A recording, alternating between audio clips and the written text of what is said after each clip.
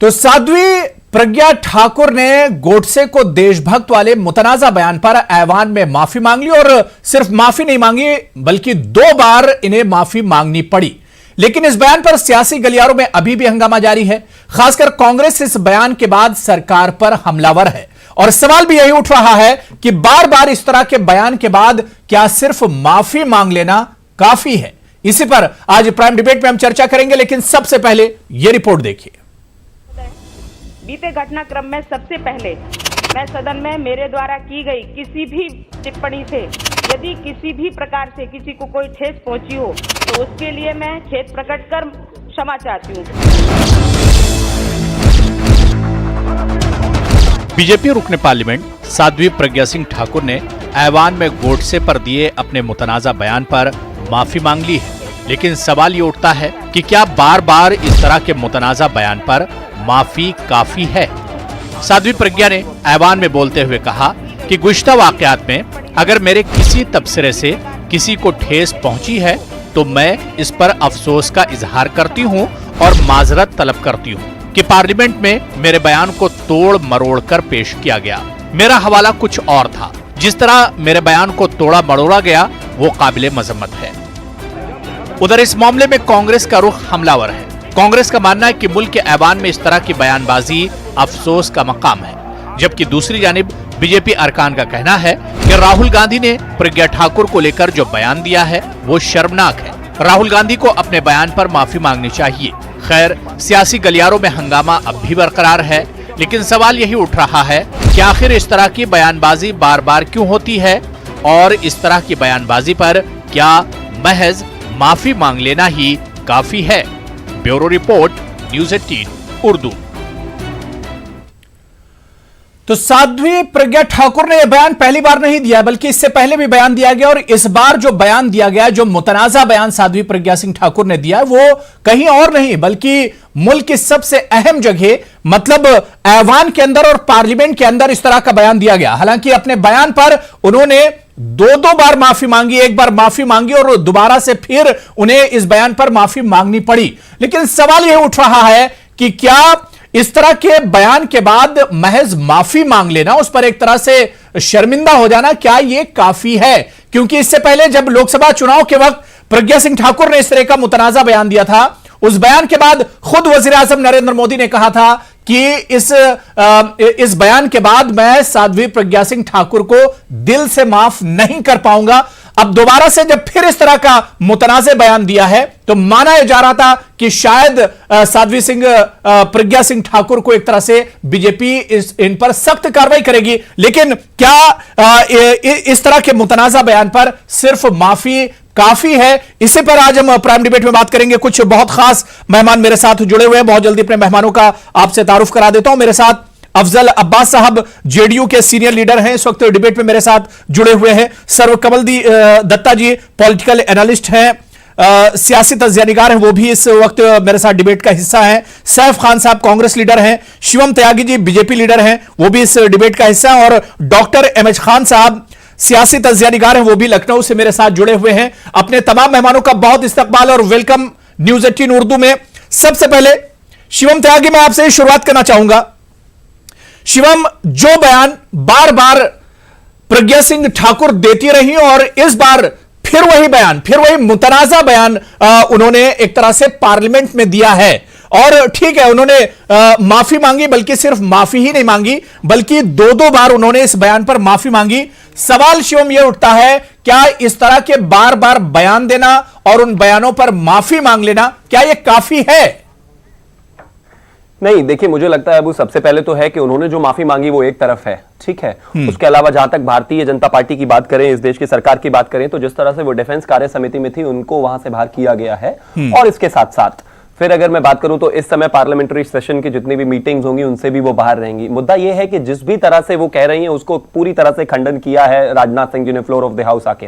और इसके अलावा अगर मैं बात करूं तो बाहर भी जगत प्रकाश नड्डा जी ने इस बात पर आके बिल्कुल क्लियर किया है कि इस तरह की किसी भी सोच को भारतीय जनता पार्टी ना तो मानती है ना इंडोर्स करती है, और आगे भी भारतीय जनता पार्टी इस पर विचार कर रही है कि किस तरह से इस पे क्या रुख रहना चाहिए भारतीय जनता पार्टी का। जो भी कार्रवाई होगी या जो भी सारी चीजें हैं, मुझे लगता है गत समय में, आने वाले समय में मीडिया के सामने और इस देश के सामने आएगी।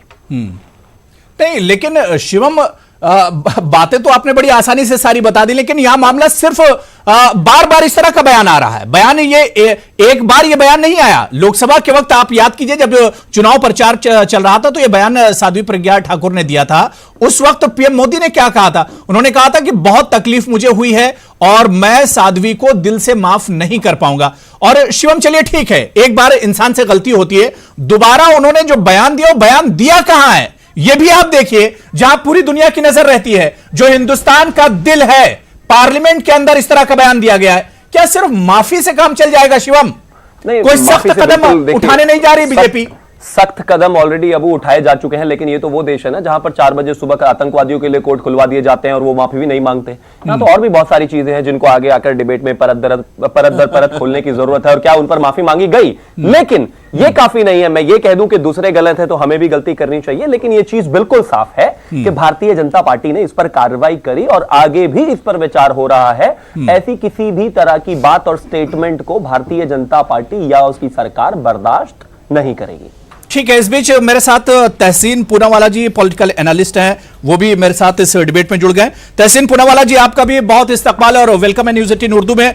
तहसीन जी काफी दिनों के बाद हमारे साथ जुड़े हुए हैं, काफी व्यस्त थे। Thank you. तहसीन पूनावाला जी, जो बात अभी यहां पर शिवम त्यागी कर रहे थे कि कार्रवाई हुई है, उन्हें डिफेंस के पैनल से निकाला गया है, इसके अलावा पार्लियामेंट का जो सेशन चलेगा उसमें वो नहीं आएंगी, और इसके अलावा 2 बार उन्होंने माफी मांगी है। मेरा सवाल सिर्फ इतना था कि क्या इस तरह के बयान पर, इस मुतनाजा बयान पर, क्या सिर्फ माफी काफी है?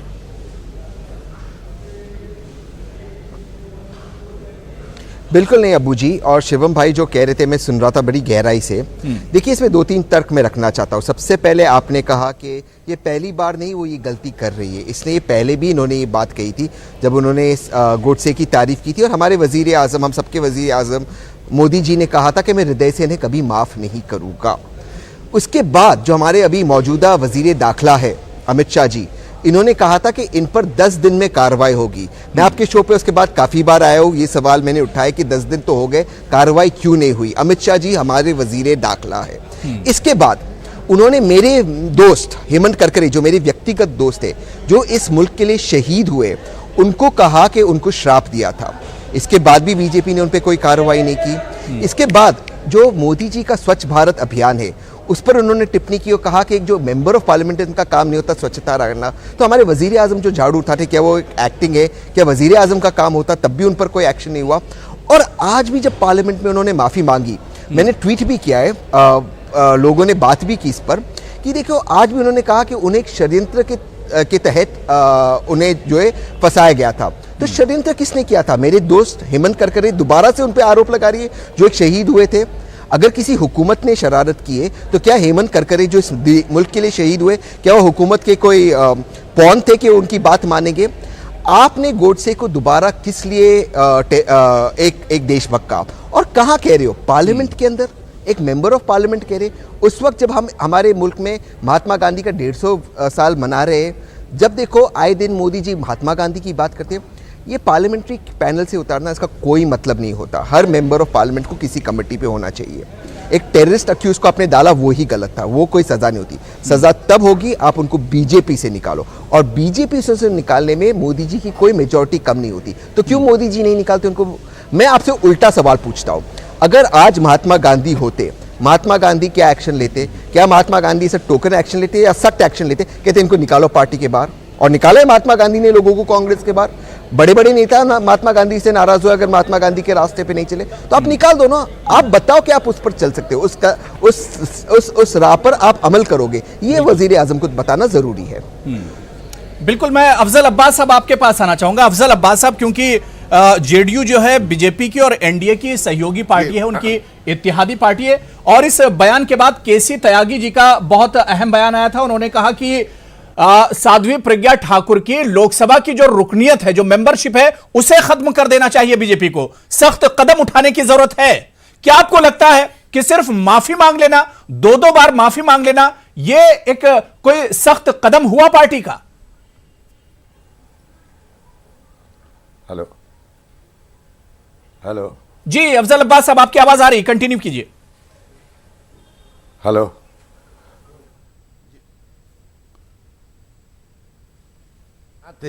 चाहे बीजेपी की तरफ से किसी की तरफ काबिल मजम्मत है, जितनी भी मजम्मत की जाए, जितनी भी तनकीद की जाए, यकीनन मानिए बहुत शर्मिंदगी का बायस बना हुआ है। रहा सवाल केसी त्यागी साहब के बयान, बिल्कुल सही कहा। देखिए ये बीजेपी चूंकि एनडीए में हो, इसका मतलब नहीं है कि एनडीए के जो लोग भी गलती करें तो हम उसको एडमिट कर लें या उसकी सराहना करें या उसकी तारीफ करें, या लेकिन जहां गलती होती है वो मजम्मत करनी चाहिए। मेरा ये मानना ये है कि साध्वी प्रज्ञा ठाकुर जी के अलावा भी कई ऐसे एमपी रहे हैं जो हमेशा इस तरह के बयान देते थे जिससे देश की एकता, अखंडता और आपसी भाईचारे खत्म हो रही थी। उस पर भी प्रधानमंत्री ने एक्शन लेने की बात की थी, याद कीजिए आप गौरक्षकों की बात कहा था उन्होंने, फिर साध्वी प्रज्ञा की बात हमारे मित्र जो है कांग्रेस के, उन्होंने बयान भी दिया। मेरा यह मानना है कि बिल्कुल इस पे बीजेपी को कठोर से कठोर सख्त कदम उठाना चाहिए, ताकि कोई भी हो, एक राष्ट्रपिता महात्मा गांधी पे उंगली उठाना ये हमारे लिए, हिंदुस्तान की 130 करोड़ जनता के लिए शर्म का बायस बना हुआ है। तो इस पे एक्शन लेना बिल्कुल जरूरी है। नहीं तो अफजल अब्बास साहब, बीजेपी वाले कह रहे हैं कि डिफेंस पैनल में जहां पर साध्वी जी को रखा गया तो वहां से निकाल दिया गया, पार्लियामेंट का बचा हुआ जो सेशन है उसमें वो नहीं आ पाएंगे। ये सजा दी है बीजेपी ने, पार्टी ने ये सजा दी है। क्या ये सजा काफी है अफजल अब्बास साहब? नहीं, एक अच्छा कदम है। नहीं, बिल्कुल एक अच्छा कदम है। कम से कम उन्हें कठोर कदम उठाया, उनको निकाला और डिफेंस कमेटी से निकाला, फिर पार्लियामेंट में शिरकत करने से मना कर दिया, तो ये एक कदम तो है। लेकिन फिर दोबारा ऐसी हरकत ना करें, इसके लिए भी भारतीय जनता पार्टी के नेता माननीय प्रधानमंत्री जी और अमित शाह जी को और जो बड़े नड्डा साहब को सोचना चाहिए। इससे पार्टी की छवि धूमिल हो रही है, देश में गलत मैसेज जा रहा है। दुनिया जो है, हिंदुस्तानी दुनिया बापू को मानती है, गांधी को मानती है, अहिंसा के पुजारी थे उनको मानती है, और हम ही इस देश के लोग उन पर उंगली उठाएं, ये अच्छी बात नहीं है। हमें शर्मिंदगी का बायस होना पड़ा। सर कमल दत्ता जी, क्या आपको भी लगता है कि इस तरह के जो बयानात दिए जाते हैं और आमतौर से जो बयानात आते हैं, और साध्वी प्रज्ञा की तरफ से जिस पर तहसीन पूनावाला ने तफसील से बताया, क्या आपको लगता है कि इससे वाकई में गलत मैसेज जाता है और पार्टी की जो छवि होती है, जो उसकी छवि होती है, उस पर भी दाग लगता है? बयान दिया जाता है तो कहीं ना कहीं पे इसके चलते व्यक्ति की भी छवि धूमिल होती है और पार्टी का भी छवि पे असर पड़ता है। मैं समझता हूं कि साध्वी प्रज्ञा ठाकुर ने जो बयान दी है और जिस तरह की बातें उन्होंने कही है नाथुराम गॉडसे को लेके, वो काफी निंदनीय है और इसका खंडन सबको करने की आवश्यकता है और सबके तरफ से होना चाहिए। बिल्कुल। भारतीय जनता पार्टी ने जो कदम उठाया है और खास करके भारत सरकार ने जो कदम उठाया है, हमारे देश के डिफेंस मिनिस्टर ने जो उनको बाहर कर दिया है डिफेंस के पैनल से, वो सटीक दिशा में सटीक कदम था। इसके साथ साथ मौजूदा सरकार और बीजेपी की तरफ से जो एक कड़ा रुख अपनाया गया है, ये कहते हुए कि पार्लियामेंट के आगे के जितने सारे दिन बचे हुए हैं विंटर सेशन पे, उस पे किसी भी सेशन पे वो शामिल नहीं हो सकती है। मैं मानता हूं कि ये कहीं ना कहीं पे एक वार्निंग है साध्वी प्रज्ञा के लिए, और उम्मीद यही है कि साध्वी प्रज्ञा आगे जाके अपने बयानबाजी पे ध्यान रखे और कंट्रोल में रखे। इससे भी बहुत महत्वपूर्ण 2-3 चीजें कहने की यहाँ पे आवश्यकता है जी। जहां बापू की हत्या की जहां बात आती है, महात्मा गांधी जी की हत्या की जहां बात आती है, मैं मानता हूं और मेरा गुजारिश रहेगा मौजूदा भारत सरकार से कि आप इस पे एक जुडिशियल कमीशन बिठाइए, क्योंकि इसके पीछे बहुत सारे तथ्य हैं, बहुत सारे कारण हैं, जिसका उस समय के सरकारों ने कभी भी खुलासा नहीं किया, ना ही कभी जुडिशियल कमीशन बिठाया गया था। अपेक्षित तो था कि कांग्रेस सरकार लगातार जो बार बार रही है वो जुडिशियल कमीशन बिठाती, क्योंकि सारे तथ्यों को जानने की बहुत आवश्यकता थी। मेरा मानना है कि इसके पीछे एक बहुत बड़ा षड्यंत्र था और बहुत बड़ा प्लॉट था। मैं तहसीन पुनावाला आ रहा हूं, उस चीज के सारे तथ्यों को जानने के लिए बहुत आवश्यकता थी, और इसलिए एक देर से सही पर एक जुडिशियल कमीशन बैठने की आवश्यकता है, ठीक है, ताकि सारे पहलू को जाना जा सके। ठीक है सर कमल दत्ता जी, 5 सेकंड और मुझे ठीक है, बात पूरी कर लीजिए। माफी मांगने की जहां बात आती है, माफी मांगने में तो बहुत लंबा फिरिस्त है। जो लोग अफजल जी कहते हैं, जो लोग कसर जी कहते हैं, जो लोग इंशाल्लाह गैंग के साथ जाके खड़े हो जाते हैं, और जो लोग जस्टिफाई कर रहे हैं जिंदा है, प्रज्ञा सिंह ठाकुर के बयान को जस्टिफाई कर रहे हैं, उन लोगों को जस्टिफाई नहीं कर रहा हूं, कर रहे हैं आप मेरे बयानों को तोड़िए मत, मैं कतई जस्टिफाई नहीं कर रहा हूं। मैं दत्ता ये साहब, कह दत्ता रहा हूं साहब, कि आप पे- सबको नहीं, माफी नहीं, मांगने नहीं, की नहीं, आवश्यकता डायलॉग मत है। कीजिए इसको। जो देश के आप- विरोध में आप बातें देखिए, करते हैं, आपकी चाहे वो गलती- साध्वी बात प्रज्ञा खत्म हो, है इस पे। चाहे वो आप फिर श्रीमान इसको- राहुल गांधी जी फिर हो इसको जो थोपने खड़े के होते अंदर हैं, या फिर थोपने चाहे की वो कोशिश ना दिग्विजय कीजिए। सिंह हो, आप ये मानिए सबको तुमने माफी गलती मांगने की किया, देश के आवश्यकता है। राष्ट्रपिता के साथ गलती किया, मानिए, क्यों नहीं मांगनी है? बिल्कुल मांगना चाहिए ना, मांगना आप देखिए, चाहिए। और दत्ता साहब, इसको मैं डाइवर्ट ना किसी कीजिए, का भी डाइवर्ट ना मैं कीजिए। किसी का भी मुद्दा- मैं किसी का भी मैं तफ्तीश नहीं कर रहा हूं। जो गलती है, ना ही जिसने मैं भी किसी गलती को की हो, डाइल्यूट हमने कर- किया आपने। ना मैं ये इस आपको मुद्दे मानना को चाहिए। डाइल्यूट कर रहा हूं। उस पे मैं एक्शन ले। सिर्फ इतना कह रहा हूं कि जो लोग देश के विरोध और देश के तमाम स्तंभ के विरोध जो लोग बात करते हैं, जो लोग काम करते हैं, सबको माफी मांगने की आवश्यकता है। चाहे वो साध्वी नहीं, आज बात सिर्फ प्रज्ञा ठाकुर के बयान की हो रही है सर कमल दत्ता जी। मैं तहसीन पूनावाला जी, मैं आपके पास आ रहा हूँ। एमएच खान साहब, उसके बाद आपके पास भी आता हूँ। सैफ साहब, आपके पास भी आ रहा बात नहीं हो हूँ। रही है। तहसीन पूनावाला जी, आज ठीक पार्लियामेंट है। में प्रज्ञा ठाकुर की बात हो रही ठीक है। तहसीन पूनावाला जी, अबू जी, जी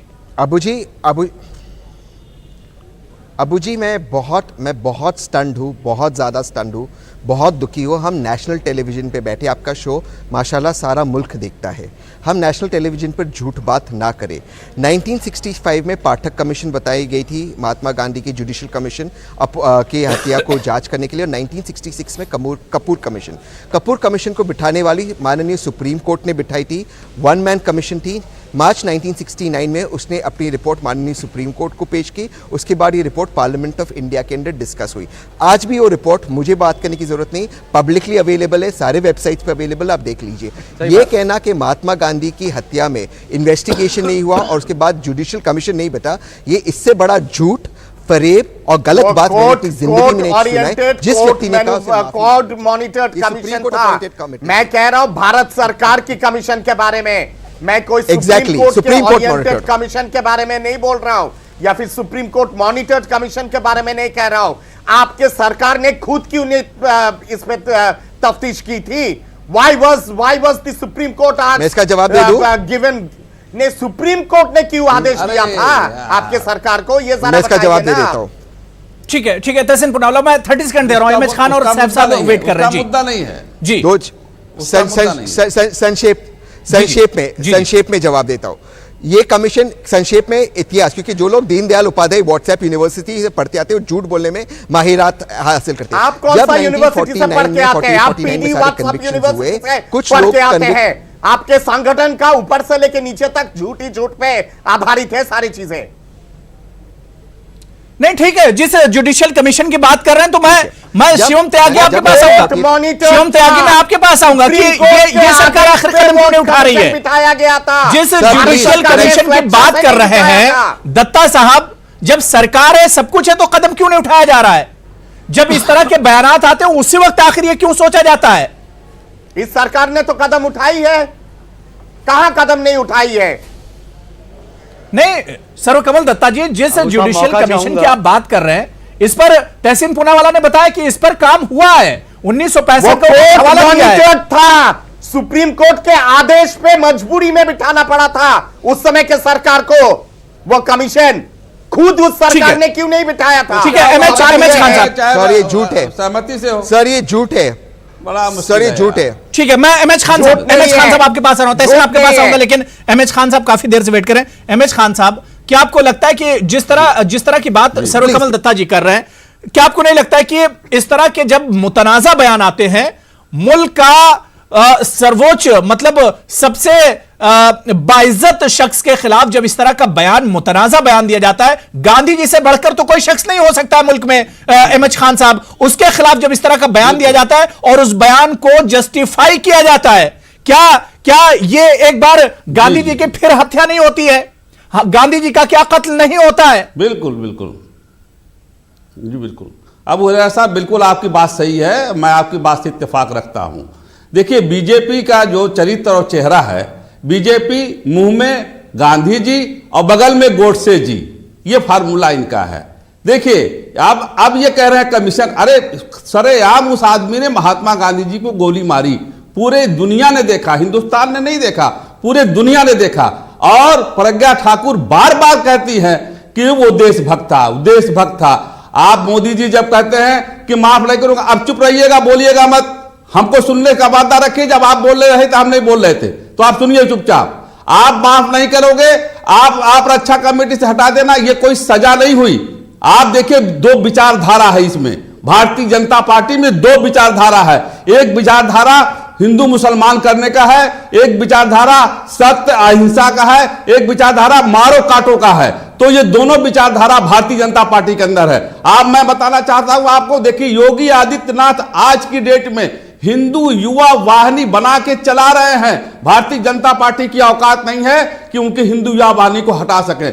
ये बोलते कुछ है, करते कुछ है। अगर हमारा पहला सवाल इनसे यही है कि जो कमेटी बनाई गई थी प्रज्ञा ठाकुर के बारे में कि रिपोर्ट देगी 10 दिन में, आज कितने दिन हो गया, आज रिपोर्ट वो कहां है, आज वो कमेटी कहां है? आप आज नड्डा साहब खड़े होकर कहते हैं कि ऐसी बात नहीं, आज वो कहती हैं कि अगर मगर किंतु परंतु का सवाल नहीं है, अगर किंतु परंतु का सवाल नहीं है, अगर किंतु परंतु का सवाल नहीं। चुप रहो यार, बकवास करते हो यार, बकवास का ये असाइनमेंट है क्या? आप आदमी तमीज से बात करिए। कौन सा डेटा के आधार पे आप ये सब बेतुकी बातें कर रहे हैं? टीवी चैनल ये है, ये इंटरनेशनल चैनल है, और तमीज सीखिए डिबेट में कैसे बात की जाती है।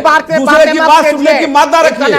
आप बिल्कुल तमीज से बात करिए और तमीज से रहिए, तमीज से बात करिए। गांधी के हत्यारे तुम भी हो, गांधी के हत्यारे तुम भी हो। तुम अगर समर्थन करते हो तुम भी गांधी के हत्यारे हो। आप गांधी के सरेआम गांधी से बनी हुई नोट को अपने पॉकेट में रखते हो, उसी से पैसा कमाते हो, खाते हो, और गांधी के हत्यारों के साथ खड़े हो जाते हो। तुमको शर्म आती है? शर्म आती है गांधी जी के हत्यारों के साथ खड़े होने में? तुम्हें शर्म आनी चाहिए। गांधी के हत्यारों के साथ खड़े होते हो, लिपापोती करते हो, बेशर्मी की बात कर रहे हो। ठीक है, मैं सैफ खान आपके पास आ रहा हूं।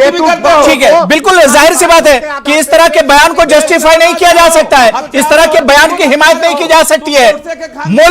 मुल्क के सबसे बाइज्जत शख्स, जिसने मुल्क को आजादी दिलाई हो, जिसने अंग्रेजों के चुंगल से मुल्क को आजाद कराया हो, आज उसके खिलाफ इस तरह के बयान दिए जाते हैं, और उन बयानों के साथ खड़े होना, इससे ज्यादा शर्म की बात और कोई नहीं हो सकती है। मैं सैफ खान आपके पास आ रहा हूं। सैफ, अब बीजेपी की तरफ से कहा जा रहा है, सरकार की तरफ से कहा जा रहा है कि दो बार उन्होंने माफी मांग ली है, डिफेंस पैनल से उन्हें निकाल दिया गया है, पार्लियामेंट के सेशन बचा हुआ है उसमें अब प्रज्ञा ठाकुर शामिल नहीं हो पाएंगी। क्या ये कदम आखिर कांग्रेस को मंजूर क्यों नहीं है? क्या ये सजा नहीं हुई प्रज्ञा ठाकुर के जुर्म की? सुनिए साहब, सबसे पहले अबू साहब बहुत बहुत शुक्रिया, और मैं उम्मीद करता हूं कि जितना वक्त आपने सबको दिया उतना मुझे भी देंगे। पहली चीज, ये दिखावा किसको किया जा रहा है? आज आपके चैनल पे सब लोग जो है महात्मा गांधी जी का सपोर्ट दिखा रहे हैं, जेडीयू भी जो उनकी सपोर्ट दिखा रही है, और सपोर्ट किसको करती है? भारतीय जनता पार्टी को। आरएसएस के सपोर्टर्स जो हैं, जो हमारे पैनल पे इस वक्त बैठे हुए भी हैं, जो पॉलिटिकल एक्सपर्ट बन के बैठते हैं, और वो भी सपोर्ट दिखा रहे हैं। मैं साहब एक सवाल पूछ लेता हूं उससे। गांधी जी की बात हो रही है, चलिए गांधी जी जिंदाबाद, अफजल साहब गॉड से मुर्दाबाद बोल दीजिए, मैं मान जाऊंगा भारतीय जनता पार्टी से भी, जेडीयू से भी। और अगर जेडीयू भी अभी निंदा कर रहा था जो है गॉडसे की और प्रज्ञा ठाकुर, क्योंकि पहली बार तो बयान आए नहीं, ये बहुत मर्तबा जो है बयान दे चुकी हैं। हेमंत करकरे के खिलाफ भी जो अशोक चक्र ले चुके हैं हमारे देश में, जिन्होंने अपने सीने पे गोलियां खाई टेररिज्म के खिलाफ जो है, और उसके ऊपर भी जो है वो सुनने को बातें मिलती हैं। तो आज बड़ा चैनल पे क्लियर कर दें कि कौन सी किसकी विचारधारा है, और अगर जेडीयू पे उन पे अगर अभी आवाज उठाता है या वो कर रहा है तो कब अलग हो रहा है, ये भी आपके चैनल पे जरा साफ हो जाए। यूं के ये सब एक दिखावा है। ये वो लोग हैं साहब, भारतीय जनता पार्टी वो है, या आरएसएस वो है जो गॉडसे को खुद पालने वाले लोग हैं साहब। ये लोग वो हैं जो उस विचारधारा पे चलते हैं। ये लोग वो हैं, सुनिए, सरकार गांधी जी की 150वीं जयंती मनाने जा रही है और बड़े धूमधाम से मनाने जा रही है। मूर्तियों की स्थापना करते हैं अपने दफ्तरों में। आप इनकी बचत थॉट्स पढ़ी है तो अपने ऑफिसों में इनकी गॉडसे की मूर्तियों की स्थापना करने वाले कौन? जी अफजल साहब मैं आ रहा हूं। अफजल साहब पार्टी के सहयोगी चलाने वाले भारतीय जनता पार्टी। ठीक है, सैफ खान, अफजल अब्बास साहब कुछ कह रहे हैं, सुन लीजिए जी। अफजल अब्बास साहब, कांग्रेस पालती है, जिन्ना के विचारधारा को कांग्रेस आप यकीन माने सैफ साहब, आप जनता दल यूनाइटेड या जनता पार्टी या समाजवादी लोग का इतिहास पता आपको नहीं है। बोलने लग गया आप अगर हमारे पे एक उंगली उठ जाए, मैं आज भी कह रहा हूँ, चैलेंज करता हूँ आपके इस चैनल पे। सुनिए, उंगली उठाने लीजिए। मैं आ रहा हूं। जनता दल यूनाइटेड, सुनिए सुनिए, सैफ खान खामोश हो जाइए थोड़ा सा, मुझे बोलने दीजिए, बोलने दीजिए। सैफ खान थोड़ा सा सुन लीजिए, अफजल अब्बास साहब को सुन लीजिए, बोलने दीजिए। जब बारी आएगी तो बोलिएगा। सैफ खान, सर कमल दत्ता जी, मैं दोनों को रोकना चाहूंगा। ठीक है ठीक है, सर कमल दत्ता जी, सैफ खान, दोनों रुक जाइए। अफजल अब्बास साहब कंटिन्यू कीजिए। अफजल अब्बास साहब, अफजल अब्बास साहब, अफजल अब्बास साहब, मैं सैफ साहब की जवाब देना चाहता हूं कि कांग्रेस का जो प्रतिनिधित्व आपके चैनल पे कर रहे हैं, मैं इनसे सवाल करना चाहता हूं। जनता दल का इतिहास उठा के देख लिए, और खास करके माननीय नीतीश कुमार जी का, हमेशा मैंने एनडीए में रहते हुए भी हर वो विवादित मुद्दे से अलग रखा अपने आप को। रहा सवाल आप क्या बात कर रहे हैं? आज तो शिवसेना से आप जाके मिल गए, अपने बारे में क्या कहेंगे आप क्या कहेंगे? आप क्या कहेंगे?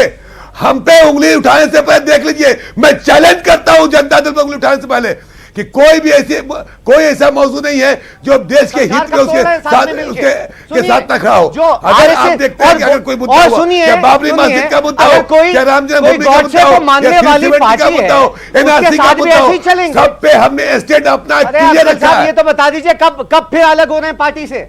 वो आपकी नहीं, ये बता दीजिए ना कब अलग हो रहे हैं, क्योंकि ये लोग तो गॉडसे के मानने वाले लोग हैं। हम अपने मुद्दों के मुद्दा नहीं, मुद्दों के आधार पे समझौता है मेरा, मेरी अपनी आइडियोलॉजी है, महाराष्ट्र में अपनी आइडियोलॉजी समझौता नहीं करते हैं, आइडियोलॉजी से समझौता नहीं कर सकते। नाग नेवला बिच्छू का खेल आप लोगों ने अभी हाल ही में महाराष्ट्र में किया है। कई बार कहीं पे भी किसी भी देश में किसी भी पॉलिटिकल पार्टी ने आज तक टेररिज्म अक्यूज वही तो मैं कह रहा हूं दिया साहब, और टिकट देने के बाद जो है। ठीक है, एमएच खान साहब, छोटा सा रिएक्शन आप कुछ कहना चाह रहे हैं? मैं फिर कमर्शियल ब्रेक पर जाऊंगा, छोटे से। आप जेडीयू की बात क्यों कर रहे हैं? ठीक है, आप जेडीयू की ठीक है, अफजल अब्बास साहब बात हो गई, सैफ खान बात हो गई, सैफ खान साहब बात हो गई, सर कमल दत्ता जी आपके पास भी आऊंगा, बात हो गई है।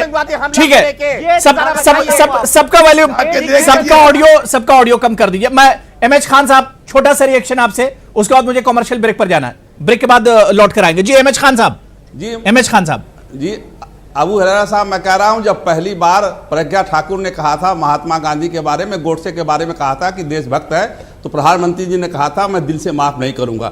आज प्रधानमंत्री का कोई बयान नहीं आया है, इसका मतलब प्रधानमंत्री ने माफ कर दिया है। ये जवाब देइए कि प्रधानमंत्री का बयान क्यों नहीं आया, और अगर नहीं आया है तो इसका मतलब उन्होंने माफ कर दिया है, और ये चाहते हैं कि भारतीय जनता पार्टी में इसी तरह के बयान चालू रहें और हम धर्मनिरपेक्षता को तार तार करते रहें। ठीक है, जो सवाल एमएच खान साहब ने उठाया, छोटा सा ब्रेक लेना है, ब्रेक के बाद जब आएंगे तो इसी इश्यू पर हम बात करेंगे। छोटा सा ब्रेक, फौरन हाजिर। तो सवाल यह उठ रहा है कि गांधी के देश में आखिर आज भी गोडसे जिंदा क्यों है, और आज भी गांधी के इस देश में ऐसे लोग मौजूद हैं जिन्हें गांधी की तस्वीरों पर गोली चलाने से सुकून मिलता है। आखिर ऐसा क्यों? या यह कहा जाए कि सरकारों की तरफ से और इंतजामिया की तरफ से ऐसे अनासिर के खिलाफ सख्त कार्रवाई नहीं की जाती है, जिसकी वजह से बार बार इस तरह के वाकये और बार बार इस तरह के मुतनाजा बयान आते रहते हैं। आज प्राइम डिबेट में हम इसी को समझने की कोशिश कर रहे हैं। बहुत खास मेहमान मेरे साथ जुड़े हुए हैं। मैं शिवम त्यागी, ब्रेक के बाद आपके पास ही आना चाहूंगा। शिवम, मैं एक चीज समझना चाह रहा हूं कि आज मैं डिबेट में देख रहा हूं कि गोडसे को लेकर, गोडसे और गांधी, गोडसे वर्सेस गांधी, जो लड़ाई आज डिबेट में हो रही, जो झगड़ा जो हो रहा है, जो बहस जो हो रही है, आखिर गोडसे के नाम पर इतना गुस्सा क्यों आ जाता है? गोडसे को एक तरह से जस्टिफाई क्यों किया जा रहा है? आखिर इस मुल्क में आज भी गोडसे जिंदा क्यों है? अबू, मैं सबसे पहले क्लियर कर देता हूं आपको, क्योंकि जाहिर है, सबसे पहले मैं आपको क्लियर कर देता हूं कि जाहिर है मैं जो बोल रहा हूं, मैं जो डिफेंड कर रहा हूं, वो अपनी पार्टी को कर रहा हूं, ना प्रज्ञा ठाकुर को डिफेंड कर रहा हूं, ना गोडसे को। लेकिन आपको सेलेक्टिव एमनीशिया हो जाए, तहसीन पूनावाला भूल जाए कि इनकी पार्टी के लोगों ने क्या क्या किया है, और ये सेलेक्टिवली चीजों को अप्रोच करें तो मैं इनको हिट करूंगा, क्योंकि बात सिर्फ 2019 के लोकसभा से शुरू नहीं होती साहब, ये दोष 70 साल पुराना है। जब भगवा आतंकवाद गढ़ा जाता है पी चिदम्बरम द्वारा, जब कहा जाता है दिग्विजय सिंह द्वारा के मंदिरों में रेप होते हैं, राहुल गांधी थोड़ा सा खामोश हो जाइए, सुन लीजिए पहले शिवम को। 5,000 लोगों को मार दिया आपने, और 5,000 लोगों को मारने के बाद आपके प्रधानमंत्री कहते हैं कि बड़ा पेड़ गिरता है तो धरती हिलती है। किसने माफी मांगी उसके बारे में? एक बात बताइए, हत्या हुई वो भी गलत, गोडसे को पूजना बिल्कुल गलत, लेकिन क्या राजीव अच्छा, गांधी आप को फिर तरफ से किसी ने आपने माफी मांगी? अच्छा, केस चला उनका, दूसरा- चला। अबू साहब लेकिन शिवम सवाल ये उठता है, शिवम त्यागी, शिवम हजारों लोग मर गए, लेकिन उसकी शिवम, माफी मैं नहीं सैफ खान आप थोड़ा सा रुक जाइए। सुनिए सैफ खान भाई, सैफ का ऑडियो थोड़ा सा डाउन कर दीजिए, सैफ का ऑडियो डाउन कर दीजिए। मैं शिवम आपसे सवाल ये पूछना चाह रहा हूं, शिवम आखिर इस तरह के वाकये रुकते क्यों नहीं है? लगातार इस तरह के बयान क्यों आते रहते हैं? इसके पीछे कहीं ना कहीं सख्त कार्रवाई ना होना। कम आ रही है, लेकिन मैं इतना बता देता हूं, अगर मेरी हेलो राजीव गांधी मुर्दाबाद बोल दीजिए। मैं सरेआम कहता हूँ महात्मा गांधी जी जिंदाबाद, सरेआम कहता हूँ महात्मा गांधी जी जिंदाबाद, पर उसके साथ साथ सिख नरसंघ जो इशारा किया गया था राजीव गांधी के माध्यम से, जरा बोलिए राजीव गांधी मुर्दाबाद। 5,000 सिखों के कत्लेआम के लिए राजीव गांधी मुर्दाबाद बोलिए आप। क्यों साहब? राजीव गांधी के इशारा पे हुआ था वो, राजीव गांधी के इशारे पे हुआ था। 5,000 ठीक है, बात हो गई सर्वकमल दत्ता जी, बात हो गई। सैफ खान, मैं आपके पास आऊंगा। मैं तहसीन पूनावाला से एक रिएक्शन ले लेता हूं। तहसीन पूनावाला, इस तरह के लगातार जो बयान आते हैं, क्या आपको लगता है कि जो सरकार होती है, जो पार्टियां होती है, उनकी तरफ से सख्त कदम नहीं उठाया जाता है और यही वजह है कि यह सिलसिला थमता नहीं है? लगातार इस तरह के बयान आते रहते हैं और सबसे बदकिस्मती हमारी तो यह है और अफसोस का मकाम यह है कि इस तरह के वाकयात और इस तरह के बयान को जस्टिफाई किया जा रहा है।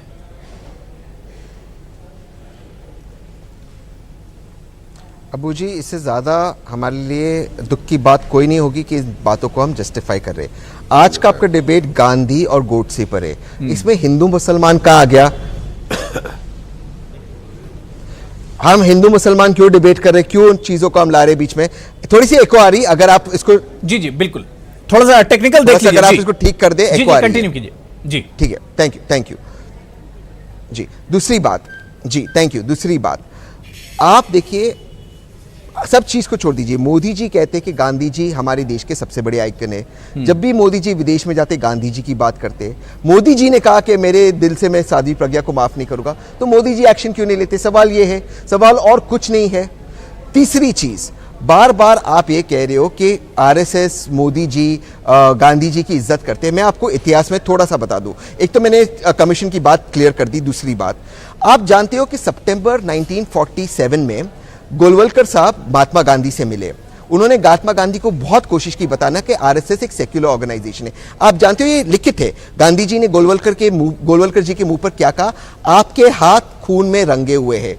उसके बाद दिसंबर 1947 में दिल्ली में, हम जहां पर बैठे से कुछ किलोमीटर दूर, गोलवलकर जी एक स्पीच देते जहां कहते जो भी पाकिस्तान की बात करेगा वो देशद्रोही है, उसे मरना चाहिए। और जनवरी को 1948 में, सर प्लीज, मैं ऐसे डिबेट नहीं कर सकता हूँ sir, I really request you. भूल गए। ठीक है सर, कोलकाता जी सुन लीजिए, सर कोलकाता जी सुन लीजिए, मैं आपकी बारी आएगी तो मैं आऊंगा, आपसे सवाल लूंगा। ठीक है सर कमल दत्ता जी सुन लीजिए जी। तहसीन कंटिन्यू कीजिए। Thank you. उनका फेडर डाउन कीजिए प्लीज। जी। जनवरी 1948 में गांधी जी की हत्या होती है। इसके बाद सरदार पटेल एक पत्र में लिखते हैं गोलवलकर को। आरएसएस इस हत्या में शामिल नहीं था, लेकिन हिंदू महासभा थी और आरएसएस ने मिठाई बांटी थी, इसके लिए हम आपको बैन करते। सिर्फ सरदार पटेल ने, राजेंद्र प्रसाद जी भी लिखते हैं पत्र, और वो भी लिखते देश के पहले राष्ट्रपति कि आरएसएस गांधी जी के आदर्श पे नहीं चलती है। ये सारे डॉक्यूमेंटेड है।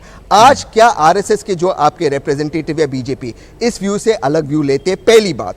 दूसरी बात, इन सब बातों को खत्म कर दे। अगर ये अलग बात लेते हैं, आप हमें बताएं, आप साध्वी प्रज्ञा को बीजेपी से बाहर क्यों नहीं करते? बाकी सारी बातें छोड़ दीजिए, बीजेपी से बाहर कीजिए। आप किसी भी एमपी को कमेटी से निकालने का उसका कोई मतलब नहीं होता, बीजेपी से बाहर कीजिए। मैं खुद शिवम इसका जवाब दे रहे हैं। ठीक है शिवम, मत बोलिए यहाँ पे। शिवम त्यागी, तहसीन पूनावाला, बात बिल्कुल साफ है। मैं अब आपको फैक्ट्स के साथ क्लियर करता हूं। जब आपने कोट किया सबसे पहले महात्मा गांधी को, मैं भी आपको कोट कर देता हूं। 1962 में आपने ऑफिशियली जनवरी 23 को बुलाकर उनको जो क्लीन चिट दिया ना, और हालात चाइना युद्ध के बाद ये हो गए थे कि आपको उनको 15 अगस्त की परेड में बुलाकर लाना पड़ा।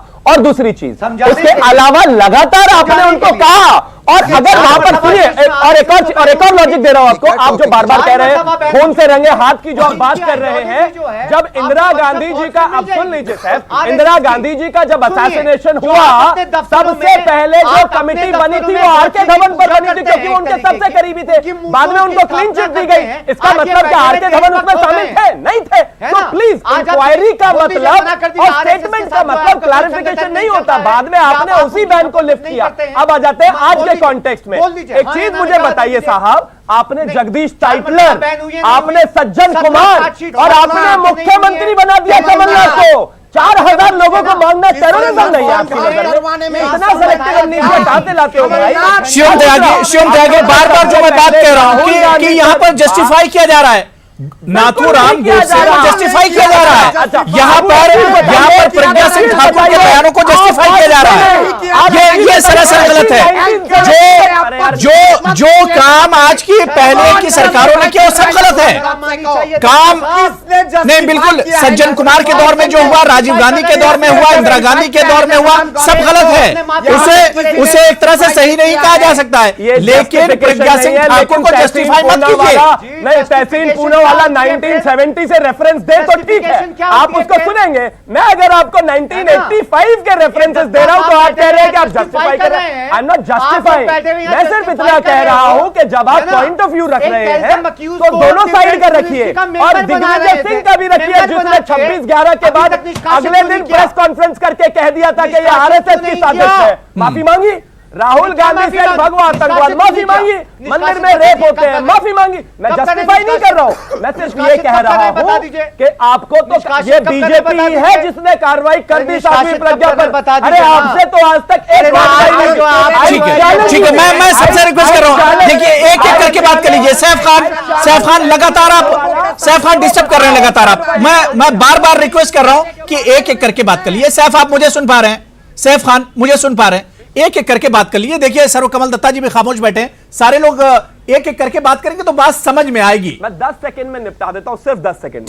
ठीक है, मैं शिवम, मैं सैफ से बता रहा हूं, कहना चाहता हूं, हाँ, ये भारतीय जनता पार्टी है जो साध्वी प्रज्ञा पर कार्रवाई हुई, और दूसरी तरफ वीआर पार्टी विद दूसरी तरफ आपके सामने है दिग्विजय सिंह, राहुल गांधी, और इसके अलावा मणिशंकर अय्यर, उसके अलावा सोनिया गांधी, राजीव गांधी, इंदिरा गांधी। सैफ जवाब दे रहे हैं, लोग हैं, बताइए ना। शिवम सुन लीजिए साहब, शिवम अब सुन लीजिए, सैफ जवाब दे रहे हैं। सैफ खान जल्दी से, मैं 30 सेकंड दे रहा हूं बस।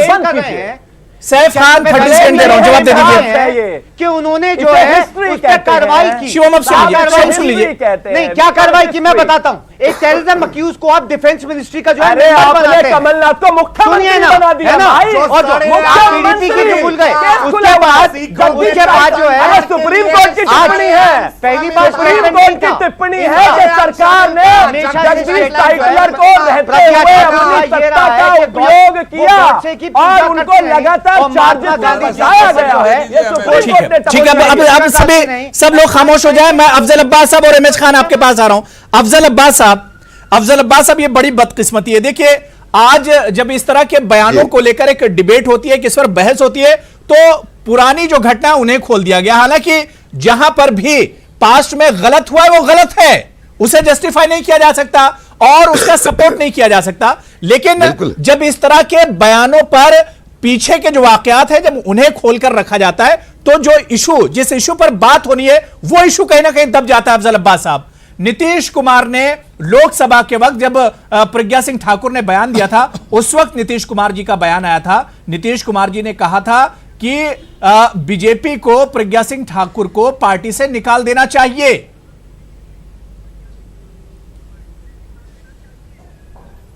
क्यों नहीं निकाला है? क्योंकि चमकी बुखार पर नहीं, मैंने तो पहले ही नोएडा स्टूडियो का ऑडियो डाउन कर दिए जी। अफजल अब्बास साहब कंटिन्यू कीजिए। फिर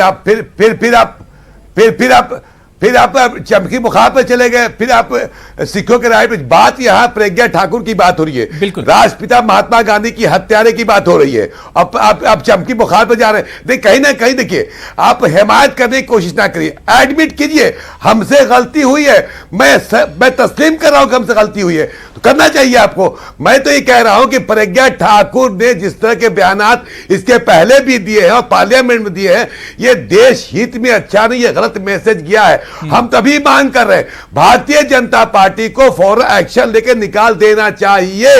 अगर जहां तक सवाल आप अब उसका हवाला दे रहे राजीव गांधी का और कमलनाथ का दे, मैं उससे बहस में पढ़ना नहीं चाहता। मेरी पार्टी जेडीयू की बात है, समाजवादी नेता नीतीश कुमार ने कभी ऐसा काम या उनके पार्टी का एक वर्कर भी इस तरह बयानात या कहीं हो तो बताइए। आज आपके सामने तस्लीम करने तैयार हो, लेकिन कांग्रेस के प्रवक्ता जो सर साहब बोल रहे थे उन्हें उठाते मेरे पर, मैं उनका जवाब दोहराना चाहते हैं क्या? कमलनाथ और राजीव गांधी क्यों नहीं दोहराना चाहते हैं? आप जस्टिफाई करते हैं क्या? सीख नर संघर्ष को जस्टिफाई करते हैं, फिर आप जस्टिफाई करने लगे, फिर आप जस्टिफाई कर। तो मैं उसको गलत मान रहा हूं। अगर ये गलत है तो गलत है। के लिए कांग्रेस पार्टी माफी मांगे, ये कांग्रेस के लोग समझे कहते हैं आप ये बात। नहीं सर कमल दत्ता जी कांग्रेस के दौर में जो कुछ हुआ, जो गलत हुआ उसे सही कौन कह रहा है? जो गलत हुआ उसे सही कौन कह रहा है? लेकिन मैं कह रहा हूं कि उस वक्त के वाक्यों पर हम बात करेंगे तो आज की जो चर्चा है, आज की जो बहस है वो दब जाएगी। आज की बहस दब जाएगी सर कमल दत्ता जी। हम चाह रहे हैं कि आज के इश्यू पर बात करें। मैं एमएच खान साहब आपके पास आना चाहूंगा। एमएच खान साहब, क्या ये हमारी बदकिस्मती नहीं है कि आज भी हमारे मुल्क में गोडसे के नाम के मंदिर बन रहे हैं, गोडसे के मानने वाले गोडसे की पूजा कर रहे हैं? क्या ये हमारी बदकिस्मती नहीं है? गांधी के देश में आज भी गोडसे जिंदा है। बिल्कुल बदकिस्मती है अबू हयात साहब, बिल्कुल। मैं फिर आपसे कह रहा हूं कि आपके बात से इत्तेफाक रखता हूं कांग्रेस, और मैं कहता हूं हम लोग गांव देहात में एक कहावत है, जाकिर मूसा की लाश के पीछे 70,000 अरे भाई सुन लीजिए, भाई सुन लीजिए। आगे काम कराइए, जो गलत है वो गलत है। ये भाई बात नहीं हो पाएगी, वो गलत है। ये मुंह में बवासीर लिए बैठे हैं तो बात कैसे हो पाएगी? गलत है और क्या नहीं, सब लोग बोलेंगे तो कैसे बात हो पाएगी? भाई देखिए, बात हो रही है इस वक्त प्रज्ञा ठाकुर पर, महात्मा गांधी के हत्यारे के ऊपर। मैं कह रहा हूं कि गांव देहात में कहावत है कि बंदर कितना भी बूढ़ा हो जाए गुलाटी मारना नहीं छोड़ता है। ये आदत से बाज नहीं आएंगे। आज पूरे दुनिया में कहा जाता है कि महात्मा गांधी का हत्यारा गोडसे देशद्रोही है। तो आप जस्टिफाई करते हैं जाकिर मूसा के लिए जो नमाज निकाला जाता है उसको। अरे यार, ये तुम क्या बकवास करते हो यार? कहां से कहां पहुंच जाते हो यार? गोडसे की बात करो ना यार, गोडसे की औलाद हो तुम, गोडसे की औलाद हो, गोडसे की बात करोगे तुम, गोडसे की औलाद हो तुम, गोडसे की औलाद हो। ठीक है खान साहब, थोड़ा सा जबान पे लगाना चाहिए। तुम्हारे जैसे लोगों को देश से निकाल बाहर कर देना चाहिए। जो दो मुंही बात करते हैं, जो दो मुंही बात करते हैं, उनको देश से बाहर निकाल देना चाहिए। अबू हुरैरा साहब, इनको भी मैं बोलने नहीं दूंगा। अबू हुरैरा साहब, ये दत्ता पत्ता जो भी बैठे हैं, इनको भी बोलने नहीं दूंगा। नहीं ठीक है, देखिए जबान पे थोड़ा सा लगाम रखिए। संवैधानिक बातचीत कीजिए, संविधान के बाहर मत जाइए। ये बहुत सेंसिटिव इशू है, बहुत पुराना इशू है। बार बार इस तरह की बातें आती है और बार बार इस तरह के मुतनाज़ा बयान आते हैं, और ये बयान इसी वजह से दब जाते हैं कि हम जब भी बहस करते हैं, टीवी डिबेट्स में आते हैं, तो हम पुरानी चीजें खोद देते हैं। जो करंट इशू है उस पर बात नहीं हो पाती है। प्रज्ञा ठाकुर ने अगर मुतनाज़ा बयान दिया है, खुद पीएम मोदी ने कहा, हमारे वजीर आजम ने खुद कहा कि मुझे दिली तकलीफ हुई है, मैं मन से कभी माफ नहीं करूंगा। लेकिन आज देखिए यहाँ पर जस्टिफाई किया जा रहा है, यहाँ जस्टिफाई किया जा रहा है। प्रधानमंत्री का क्यों नहीं बात बयान आया? प्रधानमंत्री का बयान क्यों नहीं आया? दत्ता जो है बैठे हैं, गोडसे के समर्थक बैठे हैं, हम पे पूछना चाहता हूं कि क्यों नहीं पूरी दुनिया महात्मा गांधी आज आदर्श मानती है। पूरे दुनिया में महात्मा गांधी का अफजल गुरु को कंडम करता हूं। अफजल गुरु क्या होता है? अफजल गुरु क्या है? गोडसे के सामने अफजल गुरु क्या है भाई? महात्मा गांधी के सामने अफजल गुरु क्या है? महात्मा गांधी जी के सामने अफजल गुरु की बात लाते हो, गोल गोल घुमाना चाहते हो। गोल गोल घुमाने से काम नहीं चलेगा। अफजल गुरु क्या बेचता है महात्मा गांधी के सामने? अफजल गुरु क्या है? आप बताओ ना, अफजल गुरु क्या है? अफजल गुरु क्या है? अफजल गुरु महात्मा गांधी के सामने क्या? बात को डाइवर्ट मत करिए, गोडसे की बात करिए।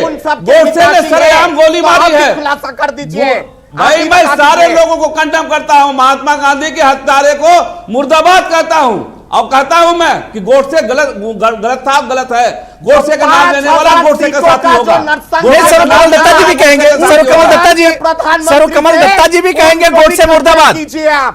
कमल दत्ता जी भी कहेंगे भाई वो बापू का कातिल है, गोडसे मुर्दाबाद बोलिए। गांधी जी का कातिल है, गोडसे मुर्दाबाद बोलिए।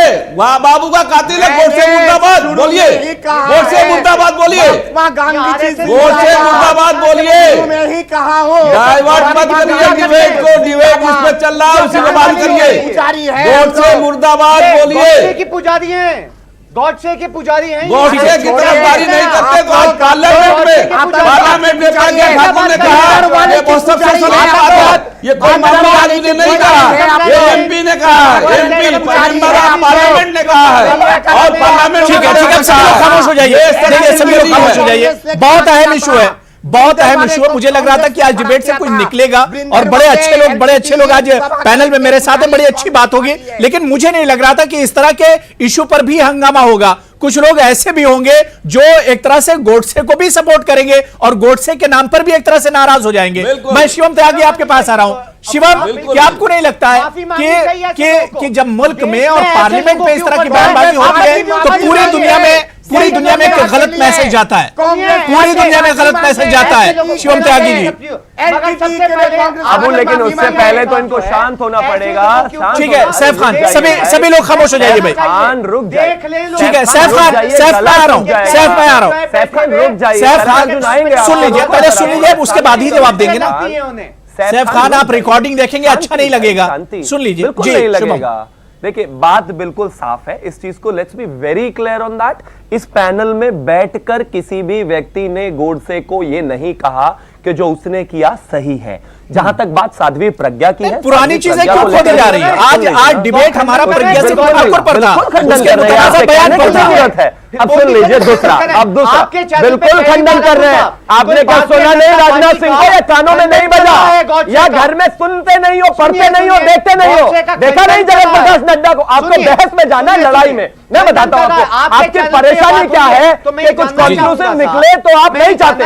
देखिए अब मैं बिल्कुल साफ कहना चाहता हूं, भारतीय जनता पार्टी बिल्कुल साफ इस चीज पर स्टैंड है उसका, और वो कहती है कि सुनिए हम गोडसे को नहीं मानते ना उसकी विचारधारा को, लेकिन हाँ इतना जरूर है जब आप बात करते हैं बयानात की, जब आप बात कर रहे हैं नहीं बोलेंगे ये। अच्छा राजीव गांधी को बोलिए, अहमद खान साहब मुर्दाबाद,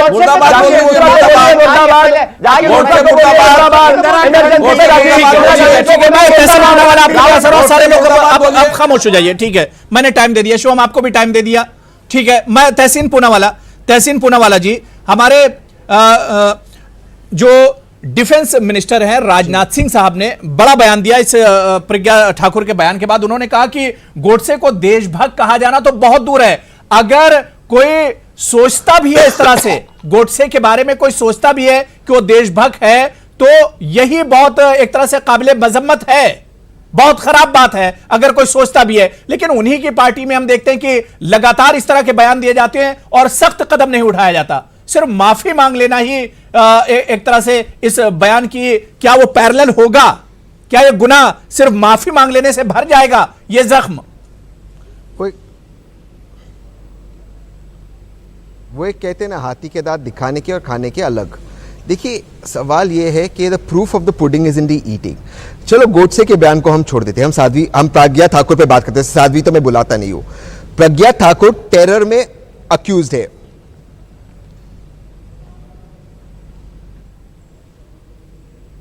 अबू जी अगर आप नहीं आप कंटिन्यू कीजिए, आपकी आवाज आ रही है। देखिए प्रज्ञा ठाकुर एक टेरर केस में accused, ji thank you. Pragya Thakur एक टेरर केस में अक्यूज्ड है, वो आज भी टेरर केस में अक्यूज्ड है। इसके बावजूद कि जब राजनाथ सिंह जी होम मिनिस्ट्री थे, एनएसए ने ये कहा था कि टेरर चार्जेस ड्रॉप किए जाए। कोर्ट ने कहा टेरर चार्जेस ड्रॉप नहीं होंगे, वो आज भी एक टेरर अक्यूज्ड है। हमारे मुल्क पे उसने हमला किया है, वो अक्यूज्ड है। ठीक उसी तरह जैसे दाऊद इब्राहिम अक्यूज है, ठीक उसी तरह जैसे हाफिज सईद अक्यूज है। अब मेरा सवाल हमारी मुल्क के आवाम से, अगर please I request you sir, I really request you. ठीक है, ठीक है, ठीक है, कंटिन्यू कीजिए। Thank you sir. मैं सैफ आ रहा हूं और उसके बाद सरवकमल दत्ता जी आपके पास पाकिस्तान एक फेल्ड मुल्क है। Thank you. Thank you. Pakistan एक फेल्ड मुल्क है। उस फेल्ड मुल्क में हफीज सईद नाम का एक टेररिस्ट ने इलेक्शन में लड़ने की कोशिश की, पाकिस्तान ने उसे रिजेक्ट कर दिया, उसको हरा दिया। अगर हफीज सईद इलेक्शन जीतता हो, उनके पार्लियामेंट में बैठता, हम क्या कहते कि एक टेरर अक्यूज बैठा है। पाकिस्तान में भी इस तरह की बयानबाजी होती है कि अभी तक वो कॉन्विक्टेड नहीं, कोर्ट में कॉन्विक्ट नहीं हुआ है, लेकिन हाफिज सईद एक टेररिस्ट है, हम मानते हैं ना। तो हम प्रज्ञा ठाकुर को अपने पार्लियामेंट में कैसे बैठने देते? ये सवाल हम सबको पूछना चाहिए। और प्रज्ञा ठाकुर, जिसने मेरे दोस्त इस मुल्क के लिए शहीद हुआ, हेमंत करकरी को कहा मैंने श्राप दिया, उस औरत की जगह पार्लियामेंट में नहीं जेल में होनी चाहिए। ठीक है, मैं सर्वकमल दत्ता जी आपके पास आना चाह रहा हूं। सर्वकमल दत्ता जी, क्या आपको नहीं लगता है कि हमारे लिए शर्मनाक है कि हमारे मुल्क में कानपुर एक इसकी मिसाल है जहां पर गोडसे का मंदिर बना है और लोग उसकी पूजा करते हैं? क्या शर्मनाक नहीं है? गांधी के कातिल को आज एक भगवान का दर्जा दिया जा रहा है। देखिए, जहां बात आती है नथुराम गॉडसे की, मैं नथुराम गॉडसे के विचारधारा को कभी भी मैंने तब वो नहीं किया, जस्टिफाई नहीं किया। नहीं, मुर्दाबाद कहेंगे, जो एमएच खान साहब लगातार कह रहे हैं कि मुर्दाबाद कहेंगे, नहीं मैं कभी जस्टिफाई करूंगा। अबू हुरैरा जी, थोड़ा सा सुनने का क्षमता रखिए प्लीज। ठीक है, आप एंकर हैं जी, एंकर हैं, बाकी की तरह वायरल रेंटर नहीं है आप, मुर्दाबाद बाकी की तरह वायरल रेंटर नहीं है आप। नाथुराम गोडसे जहां मुर्दाबाद बोल दीजिए। Will you keep your mouth shut first? Nathuram Godse मुर्दाबाद बोल दीजिए। पहले आप सुनने का क्षमता रखिए, एक मरते बोल दीजिए। नाथुराम पहले आप सुनने का क्षमता रखिए। राजीव गांधी मुर्दाबाद बोलिए। महात्मा गांधी के हत्यारों को भिंडरवाला को खड़ा करने के लिए मुर्दाबाद बोल दीजिए।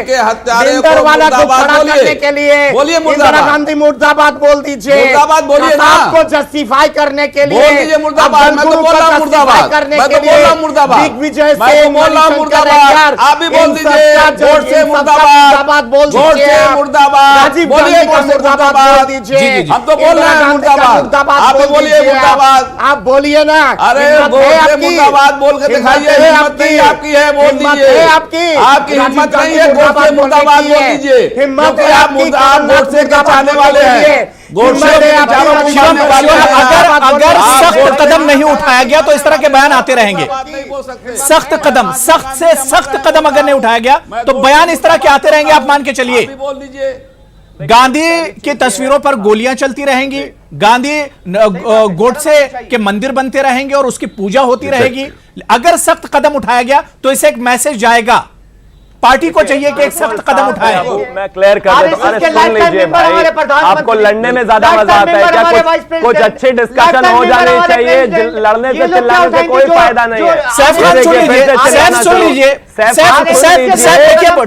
सुन लीजिए, तो आपको आवाज मैंने सवाल कर लिया, टीवी पर वो आवाज बहुत ज्यादा जाती है। जी जी जी, शिवम त्यागी दे हुआ है भाई, आप कब से शिवम त्यागी बन गए? रुक जाइए, रुक जाइए, चिल्लाने से कोई लाभ नहीं है। देखिए, बिल्कुल साफ है अबू, बात ना तो मुझे अफजल चाहिए और ना मुझे गोडसे चाहिए। और जहां तक बात है, बिल्कुल साफ, जहां तक बात है साध्वी प्रज्ञा की, उस पर कार्रवाई हुई है, आगे भी होगी। लेकिन जब कहते हैं तहसीन पूनावाला के आज पार्लियामेंट में एक आतंकवादी एक्यूज्ड बैठा हुआ है, तो तहसीन पूनावाला साहब 1994 का एक डिसीजन पढ़ लीजिए। 2011 में जगदीश टाइटलर और सज्जन कुमार पर भी स्टेटमेंट आई है। देखिए, मेरे पास बिल्कुल टाइम नहीं बचा है। बहुत बहुत शुक्रिया, लोगों को, बहुत बहुत शुक्रिया शिवम त्यागी, तहसीन पूनावाला, अफजल अब्बास साहब, सैफ खान और इसके अलावा सर्वकमल दत्ता जी, डॉक्टर एमएच खान साहब। जाहिर सी बात है कि अगर सख्त कदम नहीं उठाएंगे तो इस तरह के बयानात आते रहेंगे। सख्त से सख्त कदम उठाए जाए।